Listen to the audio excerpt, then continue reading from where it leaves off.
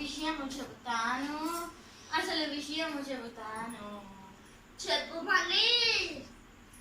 Car మబ్బులు కమ్మిన వేళ, కాకులు గూటికి చేరే వేళ, చందమామ తొంగి చూసే వేళ, సన్నజాజులు పూసే వేళ, ఇంట్లో నేనే ఒంటిగా ఉంటే ఉయ్యాల ఎక్కుతూ ఊగుతూ లాలి లాలి లాలి లాలి జో జో.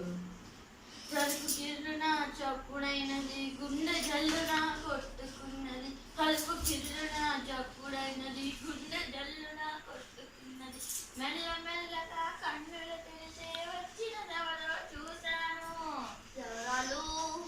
గుంట కన్నులవాడు, గుగుడు మీసాలవాడు, 6 అడుగుల పొడవువాడు, నన్ను ముద్దులిమ్మని అడిగినాడు. నేను వరానివ్వనంటూ మగము దాచుకున్నా. పోనివ్వ ముద్దివ్వమంటూ జడను లాగినాడు. అమ్మా నాన్న, అమ్మా నాన్న కాపాడమంటూ అల్లడిపోయాను. అయినా కానీ వల్లక నన్ను వడిసి పట్టినాడు. ఇంతలో వచ్చింది. ఏంటి మోక్ష? కాదు, మా అమ్మ. ఏమంది? వెళ్ళవే నా తల్లి, వెళ్ళవే అమ్మా.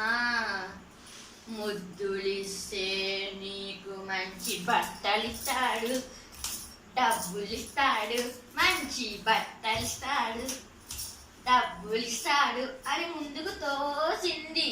అది తల్ల చాచి రాక్షసి తర్వాత చెప్పు. తప్పనిసరిగా వెళ్ళాను. సిగ్గుపడుతూ నించున్నాను. గదిలోకి ఎత్తుకుపోయాడు. కథలు కబుర్లు చెప్పాడు. తన దుప్పటిలో చోటిచ్చాడు. పాపాల కొలక పాద దగ్గరికి పో. ఎందుకయ్యా అంత కోపం? అప్పుడు నా వయసైతయ్యా. ఏంటి నీకు 5 ఏళ్ళా? ఎందుకయ్యా అంత కోపం? అప్పుడు నా వయసైతయ్యా. ఆ వచ్చినది మా తాతయ్య.